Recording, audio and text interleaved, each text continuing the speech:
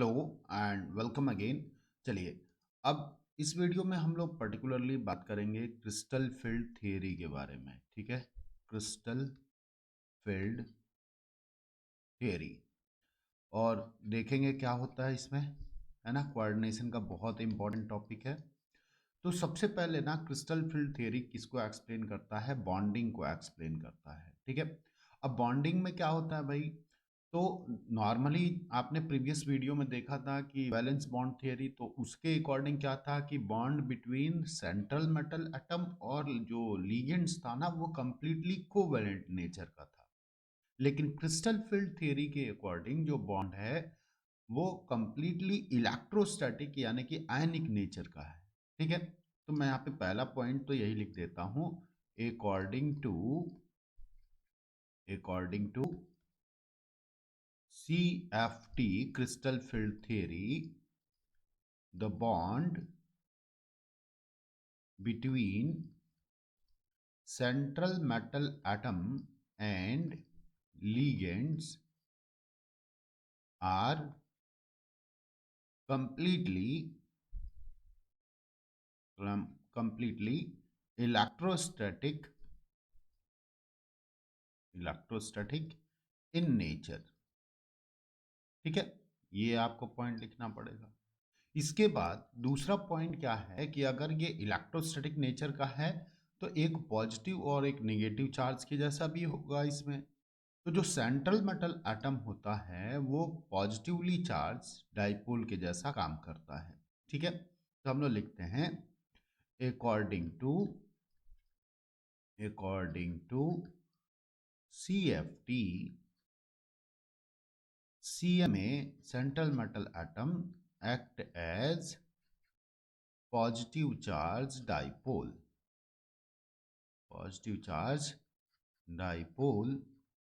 ठीक है, और and ligands act as negative charge dipole.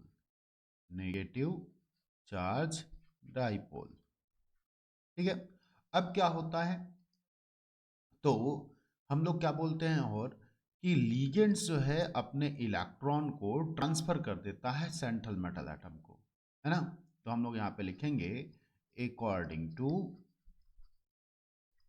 CFT, ligands transfer their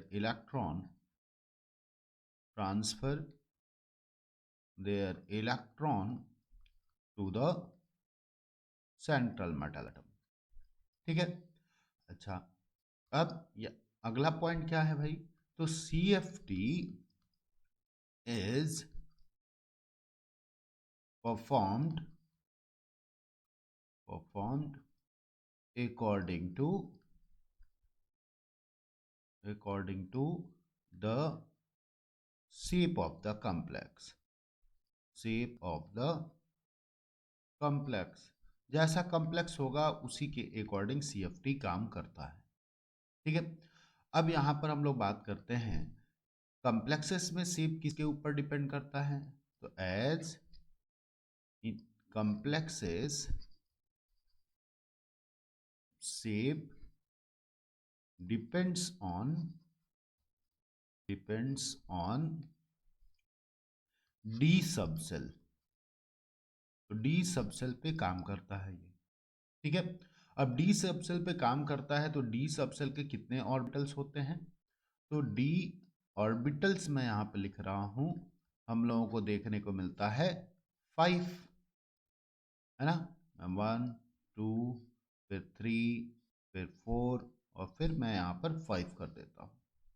DXY DYZ DZX DX² minus Y² और DZ²। ठीक है, सबका शेप डबल डम्बल होता है ना। इसमें से ये जो 3 ऑर्बिटल्स हैं वो कैसे होते हैं? तो बिटवीन द एक्सिस एग्जिस्ट करते हैं, बिटवीन द एक्सिस। जबकि ये दो ऑर्बिटल्स हैं वो कैसे एग्जिस्ट करते हैं? ऑन द एक्सिस एग्जिस्ट करते हैं। ठीक है, अब डबल डंबल शेप अगर होता है तो हम लोग अगर एक्स वाई प्लेन पे बात करेंगे, तो अगर मैं यहाँ पे डबल डंबल बनाता हूँ तो ये डी एक्स वाई को रिप्रेजेंट करेगा, ठीक है, डी एक्स वाई को। अगर मैं वाई और जेड प्लेन के बीच में रिप्रेजेंट करता हूँ तो ये रिप्रेजेंट करेगा डी वाई जेड को, ठीक है। और डी जेड एक्स को अगर मैं बनाता हूं तो मैं यहां पर एक्स कर देता हूं और इसको जेड कर देता हूं। इसके बीच में अगर डबल डंबल बनाएंगे हम लोग तो ये रिप्रेजेंट करेगा डी जेड एक्स को। सेम तरीके से D X square minus Y square के केस में एक्स और वाई में प्लेन ले लिया। अब यहां पर ऑन द एक्सिस मतलब एक्सिस पे ही दोनों डंबल होते हैं, ठीक है। और फिर डी जेड स्क्वायर जो है, अगर मैं ये जेड एक्सिस मानता हूं तो एक डंबल जो है ऑन द एक्सिस रहता है और दूसरा डंबल इसके सेंट्रल लाइन से निकला हुआ रहता है, ऐसे राउंड शेप। तो ये शेप हो गया। अब अगर हम लोग बात करें CFT ऑफ टेट्राहेड्रल कॉम्प्लेक्सेस का बिना टाइम गवाए, है ना, तो मैं यहां पर हेडिंग कर देता हूं CFT of octahedral complexes, octahedral complexes. तो देखिए CFT ऑफ ऑक्टाहेड्रल कॉम्प्लेक्सेस में क्या क्या चीजें हम लोगों को देखने को मिलेंगी। तो सबसे पहले आपको पता है कि ऑक्टाहेड्रल कॉम्प्लेक्स कैसे फॉर्म होते हैं। तो मैं यहाँ पे लिखूंगा as octahedral complexes, complexes have shape, कैसा होगा भाई, तो देखिए इस तरीके से होगा। हर बॉन्ड जो है on the axis he exist करता है। ये चारों एक प्लेन में है हम लोगों के, और एक ऊपर निकला हुआ है और एक नीचे निकला हुआ है। अब यहां पर सेंट्रल मेटल एटम हम लोगों का एग्जिस्ट कर रहा होगा। यहां पे मैं लिख देता हूं CMA। अब लीगेंड्स यहां पर अप्रोच कर रहा होगा बॉन्ड बनाने के लिए हर 6 डायरेक्शन से, जो पॉसिबिलिटी है ऑक्टाहेड्रल कॉम्प्लेक्सेस को फॉर्म करने के लिए। देखिए जैसे इधर से अप्रोच कर रहा होगा, इधर से भी अप्रोच कर रहा होगा, इस प्लेन से भी, इस प्लेन से भी, दोनों साइड से ही, है ना। तो जब लीगेंड्स अप्रोच करता है बॉन्ड फॉर्मेशन के लिए, तो जो ऑर्बिटल्स एकदम सामने पड़ जाते हैं सेंट्रल मेटल एटम के, वो हो जाते हैं रिपेल, ठीक है। तो मैं इस बात को लिखता भी हूं, when ligands approaches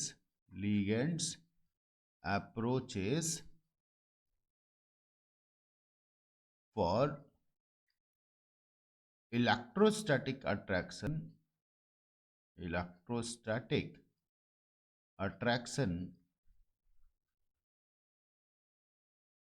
for the formation of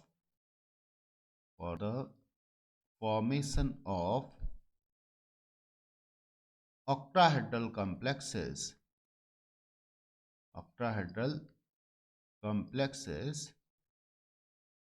initially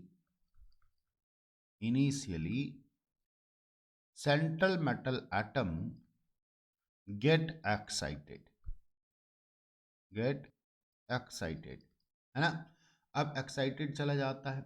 अगर मान लीजिए मैं यहां पर एनर्जी लेवल को रिप्रेजेंट करता हूं, ये हम लोगों का एनर्जी है, और यहां पर डी सबसेल के 5 ऑर्बिटल्स हम लोगों के एग्जिस्ट कर रहे हैं। ये नॉर्मल एनर्जी लेवल पर है, 1 2 3 और 4 5। जैसे ही लिगेंड्स अप्रोच करेगा ये थोड़ा सा एक्साइटेड स्टेट में चला जाएगा। क्यों एक्साइटेड स्टेट में जाएगा, तो रिपल्सन होने के वजह से लिगेंड्स के ऑर्बिटल्स और सेंट्रल मेटल एटम के ऑर्बिटल्स का रिपल्सन होगा इनिशियली, जिसके वजह से ये एक्साइटेड स्टेट में चला जाता है, ठीक है। मैं यहां पर D orbital and ground state लिख देता हूं, और यहां पर मैं लिख दूंगा D orbital in excited state लिख देता हूं। लेकिन लिगेंड्स कहाँ अभी भी मानता है, वो थोड़ा सा पास में पहुंचा है तो एक्साइटेड स्टेट में गया है, जब और पास में पहुंचेगा तो क्या हो जाएगा, स्प्लिटिंग हो जाएगी ऑर्बिटल्स की। जो सामने ऑर्बिटल्स पड़ेंगे वो ज्यादा रिपल्स होंगे और जो सामने नहीं पड़ेंगे वो अट्रैक्ट करेंगे, है ना। तो दो टाइप में ये ब्रेक डाउन हो जाता है, ठीक। तो मैं यहां पे लिखूंगा when ligands come closer to CMA, splitting of D subcell takes place, ठीक है। The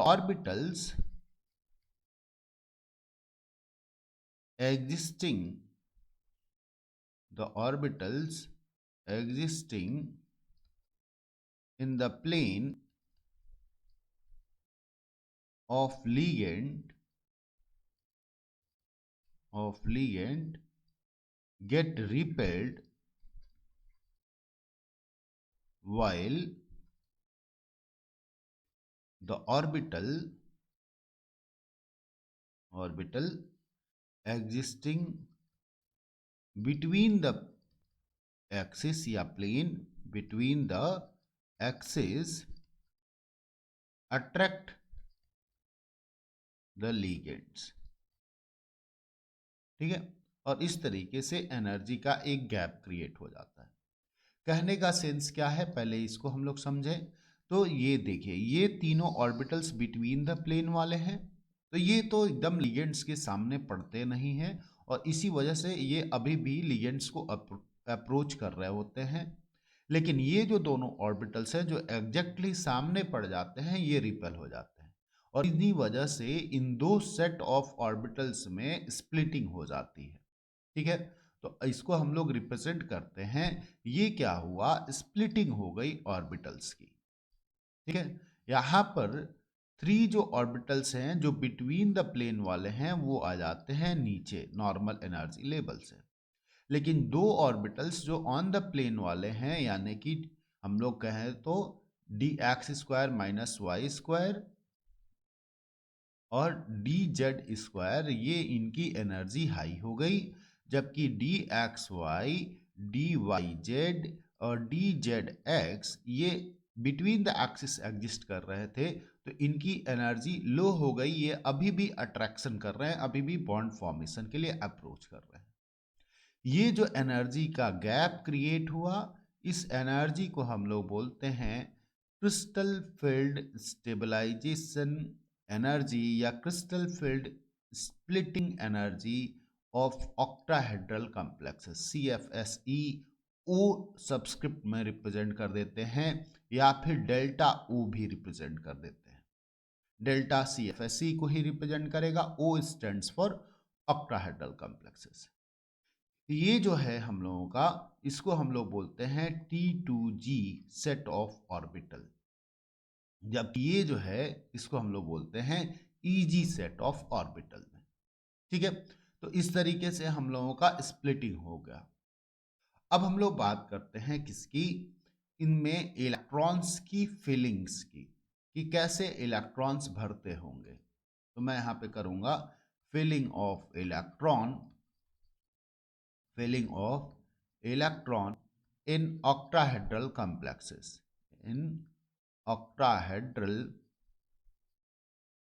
कॉम्प्लेक्सेस, कैसे इलेक्ट्रॉन भरेगा भाई। तो अगर हम लोगों का वीक फील्ड लिगेंड है,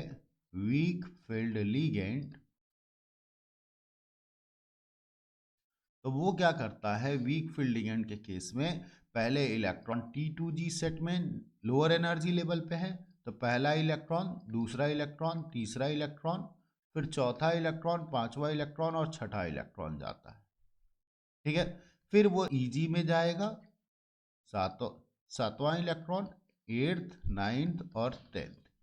लेकिन अगर वहीं पे स्ट्रॉन्ग फील्ड लिगेंड है,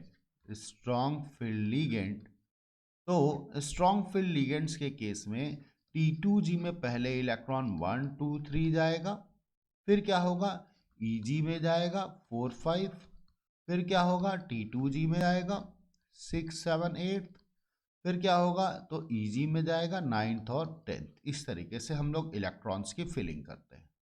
अब जब हम लोगों को इलेक्ट्रॉन्स मिल जाते हैं तो हम लोग CFSE की वैल्यू कैलकुलेट कर लेते हैं।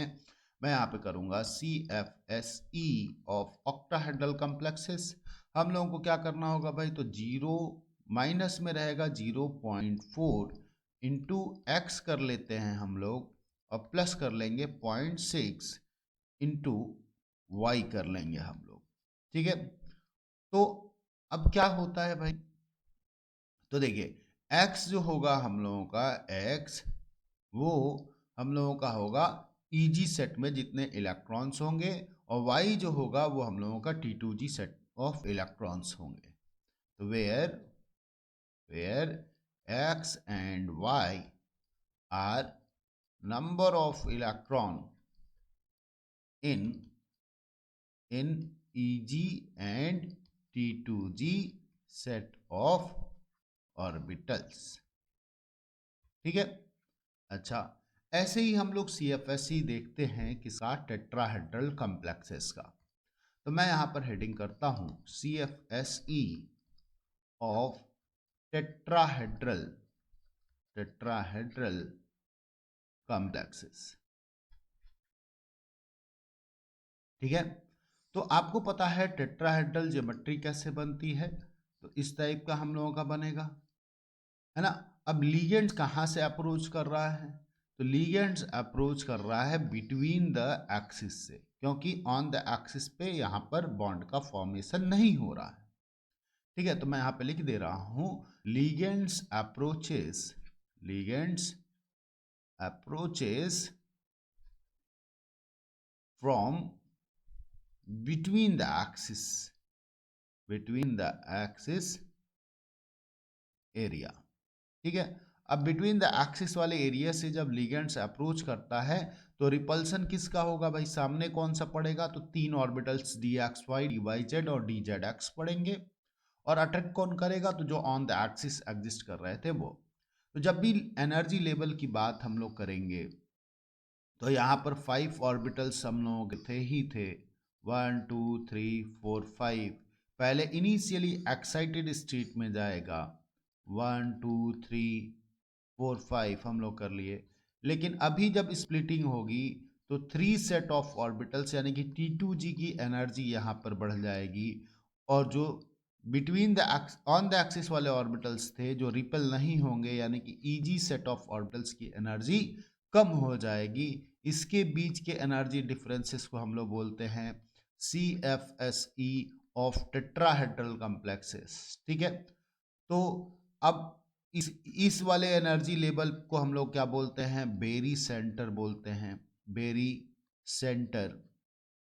अब इसमें भी अगर हम लोग फिलिंग ऑफ इलेक्ट्रॉन्स देखेंगे तो फिलिंग ऑफ इलेक्ट्रॉन क्या होगा, फिलिंग ऑफ इलेक्ट्रॉन, तो ये हम लोगों का पहले इलेक्ट्रॉन किस में जाएगा, तो लोअर एनर्जी लेवल में Eg में, तो हम लोग करेंगे Eg 1 2 3 4। अगर ये स्ट्रॉन्ग फील्ड लिगेंड्स होगा तो फिर T2G, और फिर 6 5 6 7 8 9 और 10।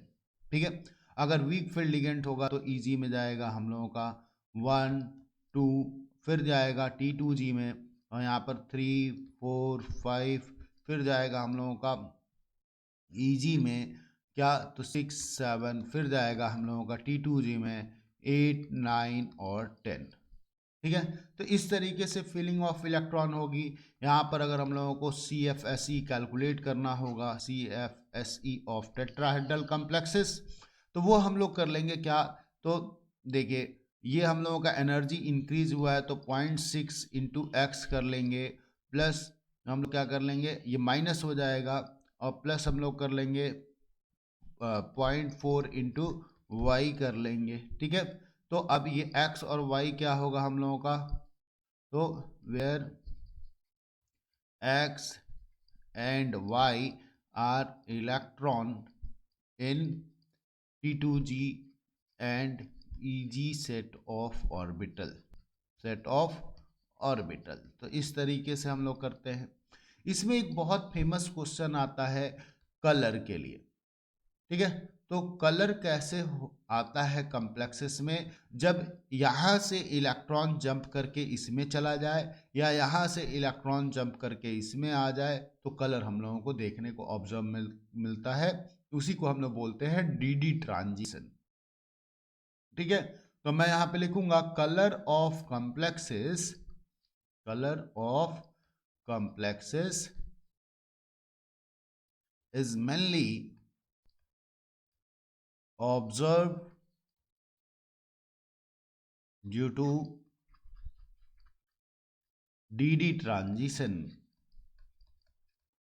DD transition, ठीक है। और क्या है भाई, तो for DD transition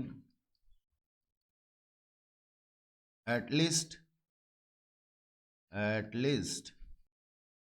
one electron must to be present, and one d orbital must to be vacant, ठीक है। तो ये हम लोगों का पूरा कंसेप्ट है किसका, क्रिस्टल फील्ड थियरी का। इसके अलावा इस चैप्टर में एक कंसेप्ट आता है वर्नर्स थियरी। वर्नर्स थियरी क्या कहते थे कि जो कॉम्प्लेक्सेस थे वो दो टाइप की वैलेंसी शो करते हैं, प्राइमरी वैलेंसी, दूसरा सेकेंडरी वैलेंसी। प्राइमरी वैलेंसी जो होती है हम लोगों की वो कोऑर्डिनेशन नंबर के बराबर होती है, नॉन आयोनाइजेबल होती है। सेकेंडरी वैलेंसी ऑक्सीडेशन नंबर के बराबर होती है, आयोनाइजेबल होता है। तो ये कंसेप्ट भी आपको आना चाहिए, ठीक है। तो अब ये हम लोगों का चैप्टर कंप्लीट हुआ। आई होप आपको सारी चीज़ें क्लियर हो गई हैं। अगर कुछ डाउट है तो डाउट सेक्शन में आके बताइए, कमेंट सेक्शन में बताइए, मैं सारे डाउट्स क्लियर करूँगा। ओके।